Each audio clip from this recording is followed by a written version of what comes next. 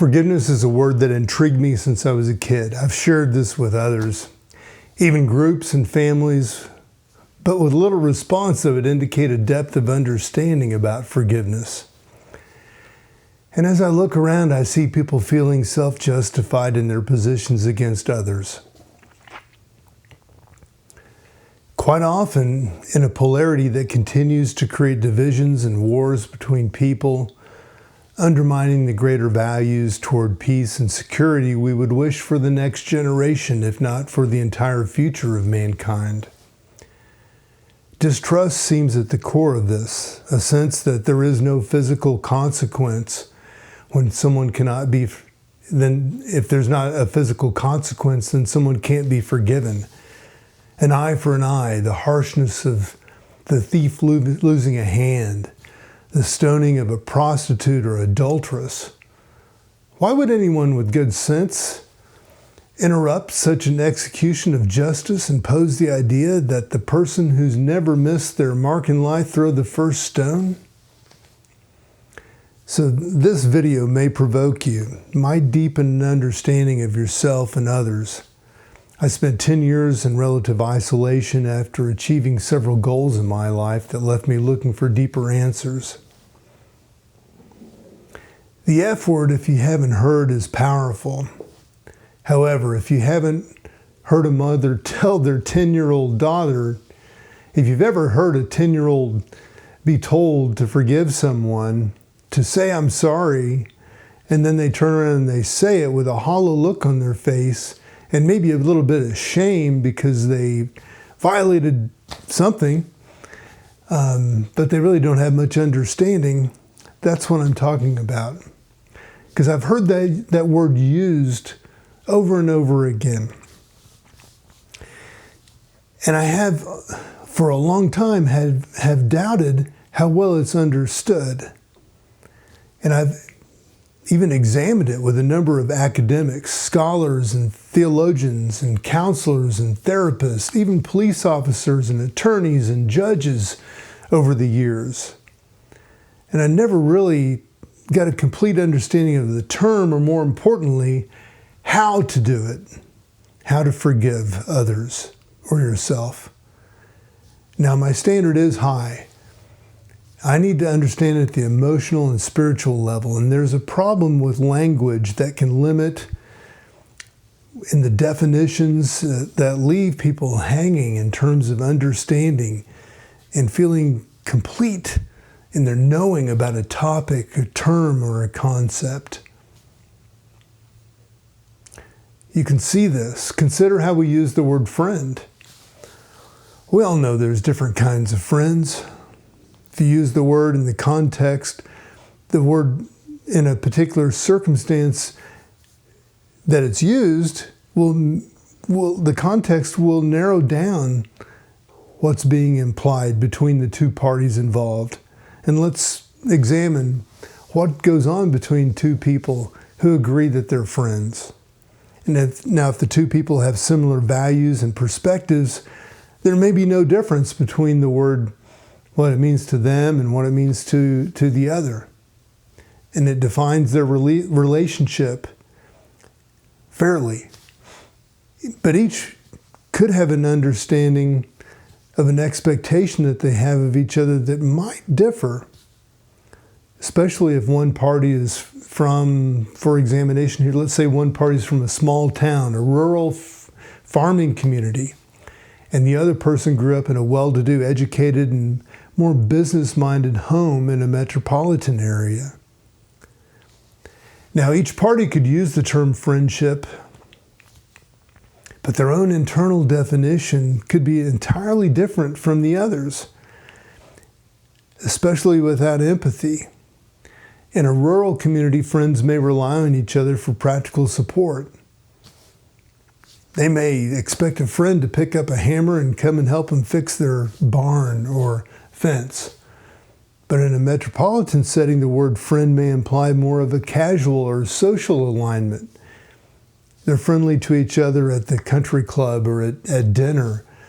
And when they come across each other in business, they have a reach through the social circles that causes a sense of loyalty and politeness. So you can see how the word friend has a wide spectrum or gradation of meanings potentially. But on the written page, it's dead. In life, we bring it to bear three-dimensionally. And in your own life, you may be living literally in the definitions brought forward from your childhood, potentially being blindsided by the views and definitions of friendship that others bring from their experience. And often it's through our disappointments or disagreements with others that expose how these words require deeper examination. So as you can see, friend has the spectrum of meanings and differences from person to person, often based on where they come from. Forgiveness probably has some of the same elements, based on our childhoods and our perspectives as to whether people are deserving of being forgiven or not. I noticed that some statements made in sacred text allude to some contradictions around concepts and vocabulary terms. These are viewed by some Eastern world types as koans rather than as rules or statements that contradict each other. Koans are statements that are meant to lead people to a deeper understanding of themselves and of life and of others. But the simpleton who takes these as rules, as contradicting each other, will feel confused and reject the statement or reject the one who presents these statements as illogical, practically useless, or most darkly dismissed as rubbish or trash. Whereas others who are looking deeper, perhaps exploring the spiritual pathways, may be looking to pioneer around the old patterns that have plagued mankind throughout recorded history. Those people may engage and examine somehow in the now that seemingly contradictory components of life, be it words or an apparent polarity, maybe good versus evil, for example, could coexist, as they have in fact, since the beginning of recorded history. The simple resolution is that the spiritual and physical coexist in the now. When we allow our mind to collapse our larger nature into an overly simplified vocabulary term and a set of oversimplified rules without context, we quickly reduce ourselves to one-dimensional beings, and that denies the fullness of our being. I'll speak to this more in the future. Now, with respect to the F word, forgiveness, how does this apply to you? How do you know how to forgive others? Do you know how to forgive yourself? Well, you might begin with a self-examination. Does the word even seem to evoke an emotion in you? If it does, then it may lead you into the realm of examining maybe justice or injustice in the world, or in the community, or with yourself or others in your life. You might say to yourself, how much do you hate people that break certain laws or rules? If that's what happens in you, then this could well indicate an unforgiving side of yourself that if you felt safe exploring, could deepen and enrich your life. There may be certain transgressions that you've encountered that are haunting and troubling you. Forgiveness, like the terms love or fear, may actually be a lifelong examination for some of us. Sometimes people feel that others, maybe those who have violated rules, must be publicly condemned, shamed, and punished for others to see as examples of what happens to people who break codes of society. And only after such execution of justice in their minds can they allow the issue to be put to rest or to be forgiven, so they believe, until it resurfaces and they again find themselves riddled with a sense of disharmony and injustice in the world. And this is a strong pattern of people that I've observed. Now, who am I to say? I'm just conveying what I've observed here, but I will say there is another group of people who react differently to rule breakers. Some of these people may say to themselves, that rule breaker must have really been hurt in their life to do that. To have learned that behavior, or they had nothing in their life that would have meant more to them than to act out like that and to do wrong. Now, just like the person who condemns the rule breaker, this more understanding view of the rule breaker may be oversimplifying the person and circumstances. And they may be actually filling in the blanks with their own more safe and secure life experience and upbringing, rather than allowing the characters in the particular scenario being observed to actually reveal themselves and their own motives. Maybe exposing their habitual dark side, which, could host a hostile spirit or a hardened heart, which does truly pose a threat to the ordinary or unsuspecting person in society.